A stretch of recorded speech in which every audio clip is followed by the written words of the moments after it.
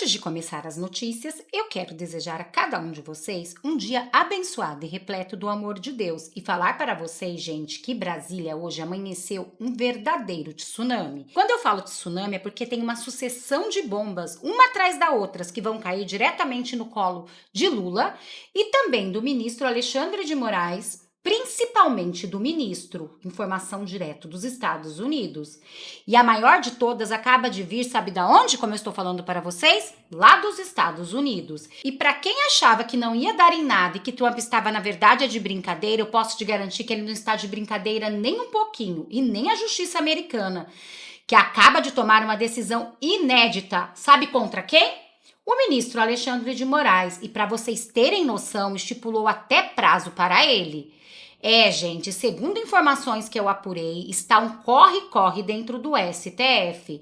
Esta notícia está deixando o STF, todos os ministros, em total desespero. A batata de Moraes está assando, e isso não é de hoje. Mas não para por aí. Como Brasília não para, presidente do Senado, Davi Alcolumbre, acabou de tomar uma decisão que já estão falando em bastidores sobre traição. Segundo a esquerda, Davi Alcolumbre traiu Lula e toda a esquerda. É isso mesmo. Uma das mais temidas comissões acaba de ser aprovada. E isso sim pode derrubar o governo do Lula de vez. Gente, mas a cereja do bolo vem mesmo no momento que vocês ouvirem o que vai falar os jornalistas sobre um ministro do STF. E eu não estou falando de qualquer ministro, não. Estou falando de um ministro totalmente ligado a Lula. E não é Flávio Dino, nem Alexandre de Moraes e nem Luiz Roberto Barroso. É um outro ministro. É lógico, né? Os jornalistas não perdoaram, revelaram toda a verdade, desmascarando esse ministro. E ainda temos mais uma bomba daquelas, viu? Que vão cair diretamente de novo no colo do Lula. O Datafolha realizou mais uma pesquisa que deixou tanto a esquerda quanto o Lula em alerta total. E se uma pesquisa vindo da Datafolha está dizendo isso, gente, para deixar eles nessa alerta, praticamente uma verdadeira tragédia dentro do PT, é porque é muito pior do que a gente imaginava, né? A gente sabe muito bem como essas pesquisas funcionam. E todos os detalhes e destaque dessa notícia você vai ver aqui no nosso vídeo. Mas eu não vou ficar dando muito spoiler para o vídeo não ficar muito grande. Só não esquece de curtir, compartilhar, comentar, deixar o seu like e se inscrever no canal. E já vamos começar com um vídeo que eu preparei para vocês de Caio Coppola. Gente, eu não sei vocês, mas Caio Coppola, sempre perfeito em suas análises, comentou sobre a acariação que vai explodir dentro do STF quando Mauro Cid e também Walter Braga Neto vão ficar cara a cara. E olhem o que ele disse. Prestem atenção, gente, o que disse Caio Coppola. Ele levantou uma informação muito importante que passou desapercebida. Só assistam. A cariação entre Cid e Braga Neto pode levar à anulação da delação? Olá, Juliana. Olá, doutor Zé Eduardo. Saudações à nossa audiência. Olha, a delação do Mauro Cid, ela tem que ser anulada, porque está claro que ele violou aí os termos de acordo com a justiça. Da mesma forma, está muito claro também que ele mentiu descaradamente aí nos seus depoimentos, não apenas à Polícia Federal, mas também ao STF. Ao que tudo indica, Mauro Cid inventou fatos para se adequar à tese da acusação e à sua narrativa de golpe. Essas matérias recentes da revista Veja e a vasta documentação, se não me engano, 50 páginas, foi fornecida aí pelo advogado de um dos réus, né, corroborando o conteúdo das reportagens especiais, deveriam ensejar anulação imediata da delação. Então, nesse sentido, eu até registro que impressiona a resistência do ministro Alexandre de Moraes em aplicar o direito, né, já que nessa fase do processo vale, como sempre nos lembra o doutor Zé Eduardo, o princípio do indúbio pro réu, ou seja, vale aquilo que for mais benéfico à defesa, e a acusação tem que se virar com o que sobrar de indícios. Ainda assim, né, pelo que eu vi aqui, o Moraes afirmou aí em decisão que o atual momento do processo é absolutamente inadequado para pedidos de anulação da colaboração premiada. o que não faz muito sentido. A partir do momento que se descobre, sem sombra de dúvida, que a prova ou que a fonte de prova é nula, ela deve ser extirpada do processo sob pena de contaminar ainda mais o juízo, contaminar ainda mais o julgamento do caso. Aliás, uma observação lateral, se a gente analisar de forma bem detida, essa é a única prova documental definitiva desse processo todo, né, que são imagens, selfies, prints, mensagens, áudios, comprovando aí que o Cid descumpriu seu acordo de delação, se sentiu coagido pelas autoridades, mais uma vez a mensagem nesse sentido, e até coisas mais anedóticas, como o fato de que ele não confia no seu próprio advogado, se referia a ele como Joe Biden, aí uma alusão à senilidade, à letargia, esse tipo de coisa. Bom, além de tudo isso, o depoimento do senhor Mauro Cid às autoridades policiais e, mais recentemente, às autoridades judiciais, ele parece muito mais uma confissão sob ameaça repleta de mentiras do que uma delação premiada para auxiliar a justiça na busca pela verdade. E aqui a gente pode recapitular alguns fatos importantes, mas vamos começar pelo mais elementar. O senhor Mauro Cid, ele foi preso preventivamente, num processo que, inclusive, foi arquivado pelo STF a pedido da PGR por falta de provas, e ele só foi libertado após fechar o seu acordo para delatar. E essa é uma prática, Juliana, só para envelopar aqui o raciocínio, que em 2023 o ministro Gilmar Mendes equiparou a um crime hediondo. Ele disse o seguinte, eu acho uma referência à Lava Jato: as pessoas só eram soltas, liberadas depois de confessarem e fazerem acordo. Isso é uma vergonha, é coisa de pervertidos. Claramente se tratava de uma prática de tortura. E da mesma forma, o ministro Dias Toffoli se referiu a essa prática, né, de prender preventivamente e soltar depois do compromisso de delação como pau de arara do século XXI. Então, não que essa seja a minha opinião, mas seguindo essa linha de raciocínio dos próprios ministros, dos ministros Mendes e Toffoli, alguns poderiam dizer que o modus operandi do relator do inquérito é antijurídico porque se equipara à tortura. É isso, gente, mas já tem um ministro do STF que entendeu tudo e soltou uma nota que, segundo informações, gente, tem causado total desespero. E quem deu essa notícia? Daniela Lima, com cara de enterro. Olhem isso. Globo News afirma que pedido de vista de Fux não está descartado. E isso isso sim acabaria com todos os planos da esquerda e de Alexandre de Moraes, porque tudo que eles querem é prender Bolsonaro, e tudo que eles têm é Mauro Cid. Olhem isso. O que está acontecendo? Além do barulho político causado pela reportagem importante da revista Veja, né, do eventual questionamento, né, à delação do Cid, os ministros não descartam um pedido de vista do colega Luiz Fux. O que é do jogo, é do game. Luiz Fux tem externado para os colegas da primeira turma, eu conversei com 2 integrantes do Supremo que estão acompanhando os depoimentos, né, e a evolução do caso, e eles disseram, Daniela, ele tem externado certo incômodo, em especial com o papel do Cid, da delação do Mauro Cid. O que ele fez, inclusive, de público, durante ali a primeira fase da aceitação da denúncia, o que levou o processo a essa fase aí, da prestação dos depoimentos. Então, a ideia era que isso acabasse até na presidência de Cristiano Zanin, não deve, talvez não se conclua, né? Por quê? Porque há a possibilidade de um pedido de vista do ministro Luiz Fux, que é do game. Agora eu quero trazer para vocês uma notícia que envolve o ministro do STF. Mas antes, olha o que disse o nosso futuro senador da República, ex-desembargador Sebastião Coelho. Gente, eles estão tramando mais uma. Olhem o que ele disse, prestem atenção. Olá pessoal, tudo bem com vocês? Vocês devem ter acompanhado que o Supremo Tribunal Federal está concluindo a votação da censura, né?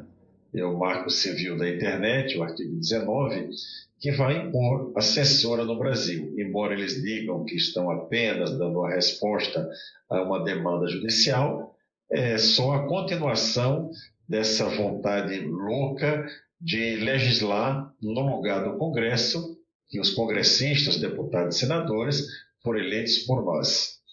Então, a censura virá em muito breve em nosso país, que é só uma continuidade dos abusos que o STF tem cometido, né? Tendo à frente o seu principal abusador, que é o senhor Alexandre de Moraes. Hoje nós estamos diante da notícia que a Polícia Federal do mal, aquela que está a serviço desse sistema de governo STF, esse consórcio, né? Indiciou o presidente Bolsonaro, o seu filho Carlos Bolsonaro, por aquela questão da chamada ABIN paralela.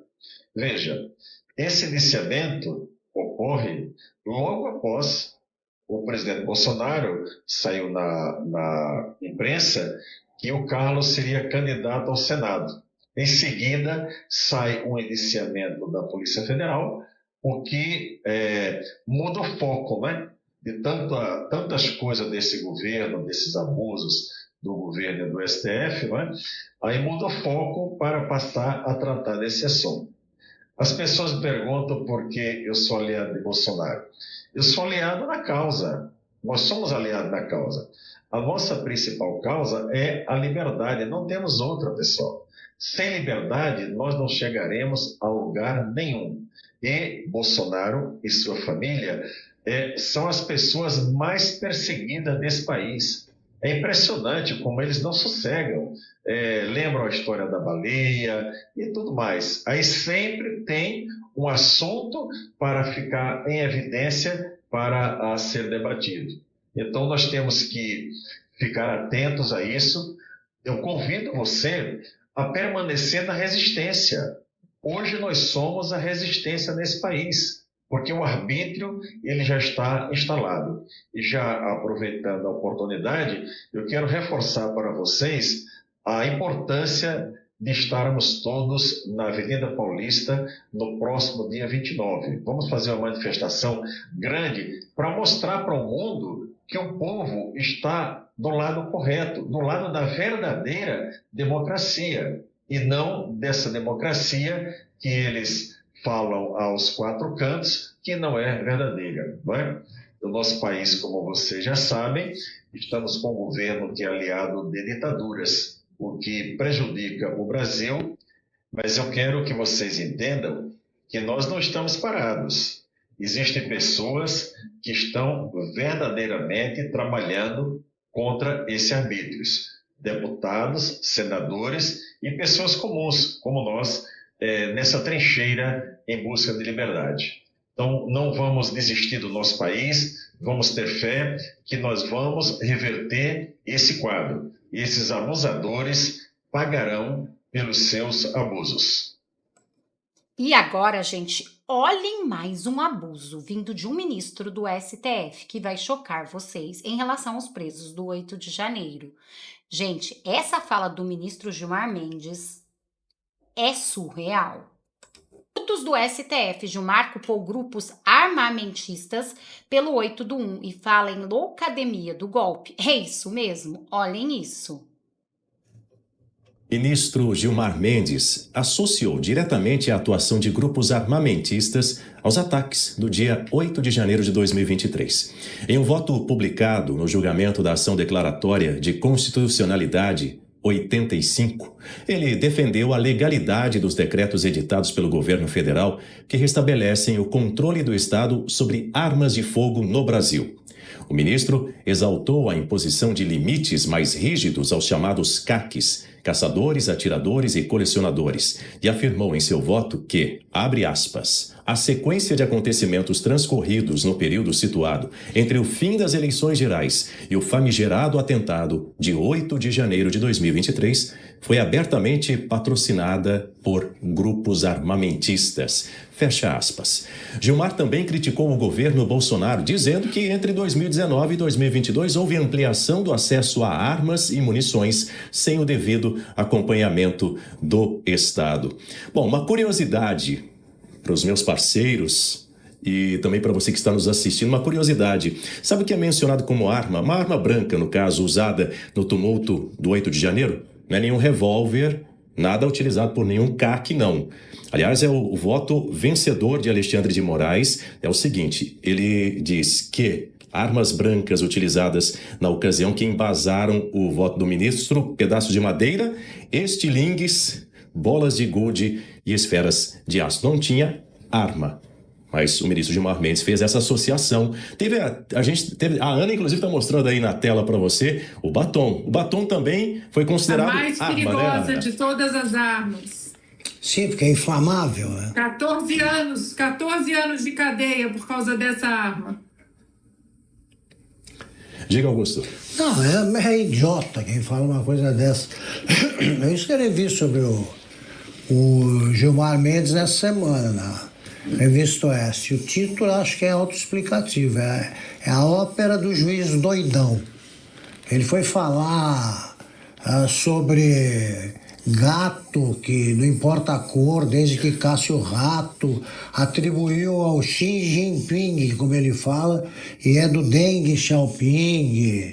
Essa teoria falando de todos nós somos, somos todos admiradores da China. Eles é que sejam, eu acho aquilo um horror. Creio que o Gilmar Mendes está na hora de se aposentar, né? O decano, a única coisa que me anima nos decanos do Supremo é que eles são mais próximos da aposentadoria. Olha, eu não vou nem entrar na história do Tom e Jerry que você acabou de falar aqui, Augusto, mas só para trazer um ponto. Bom, tinha um vendedor de algodão doce. Tinha senhoras, senhores, a maioria ali em determinadas imagens com idosos, com crianças. Foi preso um andarilho, aliás, mais do que um, né? Mendigos. Foram presos pais e mães de família, mas que quando a vida foi investigada não se descobriu absolutamente nada. Não tem filiação partidária, não tem ligação com nenhum tipo de grupo. Pelo contrário, as crianças que estão em casa estão sofrendo de saudades, estão crescendo sem a presença de pai, mãe, de avô e avó. Quando se revistou a mochila, ou encontrou o que o Daniel trouxe, um estilingue, uma bolinha de gude. Não defendo aqui que ninguém jogue bola de gude contra vidraça nenhuma, mas aí você vai e cruza mais uma linha, como se fosse necessário cruzar mais uma linha envolvendo o tumulto do 8 de janeiro para tornar toda essa narrativa ainda mais estúpida. Você diz que isso tinha ligação com CACs, com caçadores, com colecionadores, com uma categoria que foi demonizada por este Supremo Tribunal Federal, pela esquerda e por também aquele pessoal isentão, limpinho, que infelizmente atrapalhou demais a eleição e hoje é responsável pelo que está acontecendo no Brasil. Pois bem, o que é que o CAC, que precisa passar por um rigoroso trabalho para conseguir a sua licença, tem a ver com o 8 de janeiro? Nada. Alguém aprendeu uma pistola, um rifle, nada, absolutamente nada. Então, eu acho mais um absurdo de quem sequer conseguiu provar a existência de uma minuta, agora tentar ligar atiradores desportivos, pessoas que têm licença, que têm autorização para portar uma arma num clube. É um absurdo atrás de um absurdo. É isso que nós estamos assistindo. Eles vão tentar colocar essa farsa de pé como a partir de agora? Não há mais nenhum elemento para essa história parar de pé. Isso vai virar uma anedota, infelizmente, porque ninguém gostaria que o 8 de janeiro tivesse acontecido. Ninguém, nem ninguém nunca defendeu depredação, mas foi só o que houve. Foi vandalismo, uma catarse, um tumulto. Quem disse isso? José Sarney, José Múcio Monteiro, gente que conhece política e ficou com vergonha dessa história do golpe. Realmente, né, gente? Cada vez eles colocam mais situações para a gente acreditar. Só que o povo já acordou, está vendo que isso é uma história de caronchinha. Está mais para novela mexicana. Seria cômico se não fosse tão trágico, porque tem pessoas sofrendo, longe de família, tem pessoas doentes presas, já teve uma morte dentro disso tudo que foi de Clezão, não podemos nunca esquecer que ele estava pela tutela do Estado. Enquanto isso, eles estão tentando manter esse suposto golpe que já está caindo por terra a todo instante. Mas, gente, por essa o ministro Alexandre de Moraes não esperava. Ele que tenta tanto calar o povo brasileiro está sendo visto lá nos Estados Unidos. E olhem esta notícia que pegou Moraes de calça curta. Por essa, ele não esperava. Justiça dos Estados Unidos notifica Moraes em ação por censura contra Rumble e empresa de Trump. Tribunal da Flórida deu 21 dias ao ministro do STF para apresentar a defesa. O pedido de Trump, Media Techno Group, empresa do presidente dos Estados Unidos, Donald Trump, da plataforma Rumble. Gente, vou pôr óculos porque eu enxergo um pouco mal, tá? A Justiça da Flórida dos Estados Unidos enviou notificação ao ministro Alexandre de Moraes, do STF, do Brasil. A intimação foi expedida nesta terça-feira, dia 17.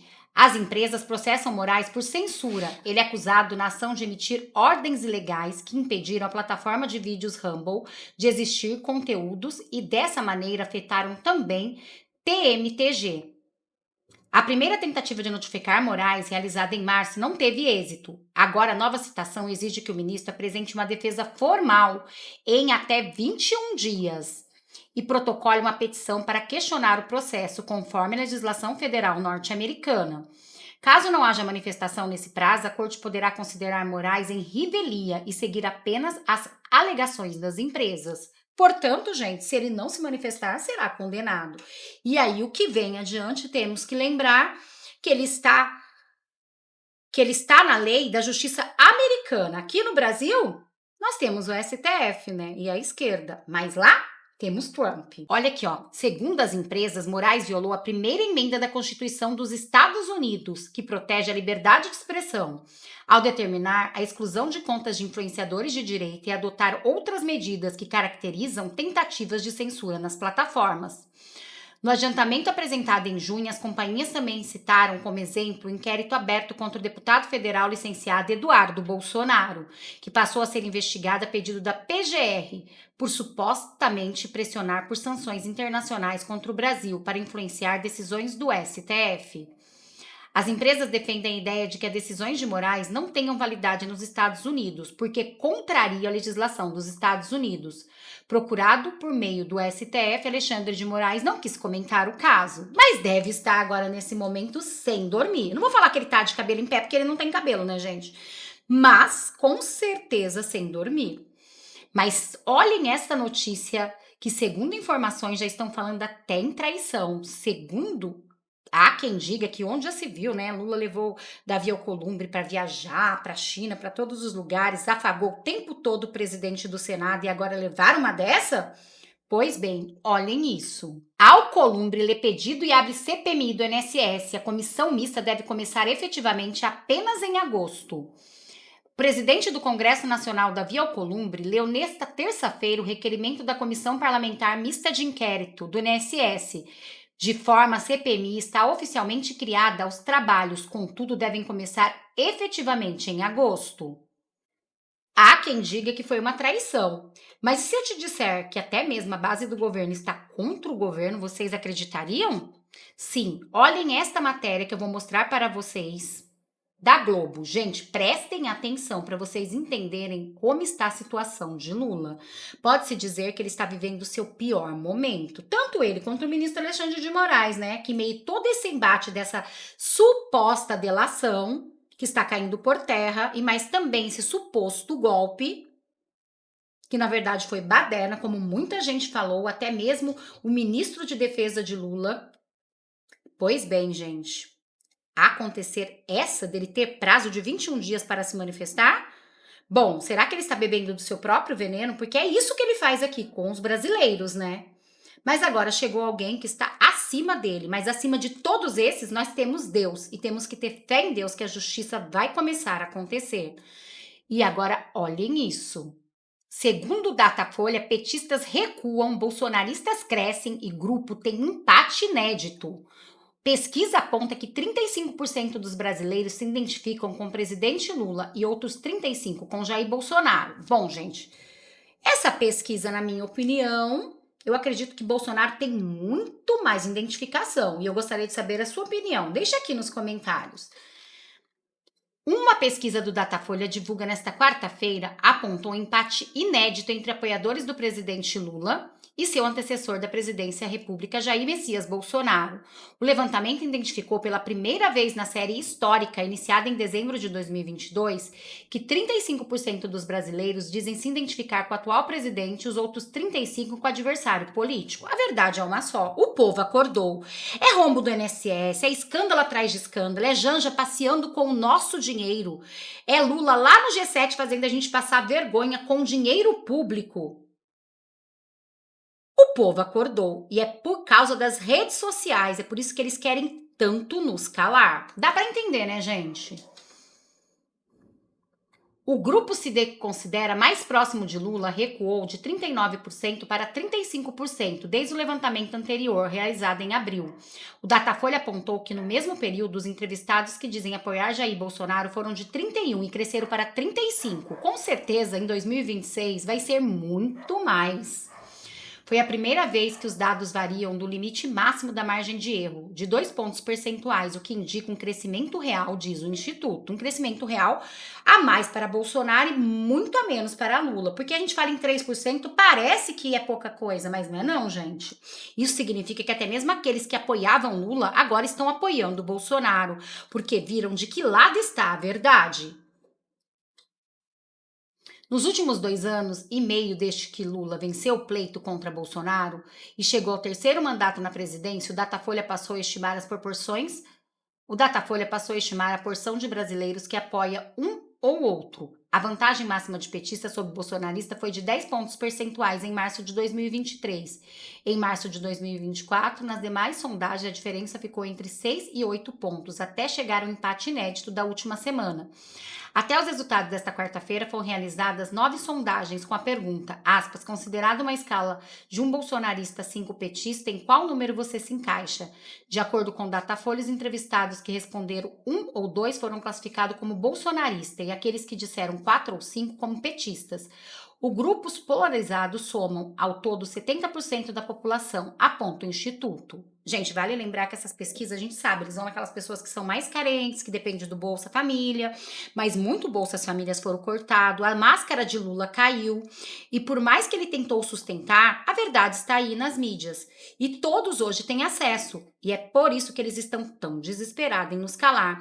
Por isso que eu já peço para você, compartilhe esse vídeo com o máximo de pessoas que vocês conseguirem. Eu vou ficando por aqui para o vídeo não ficar muito longo.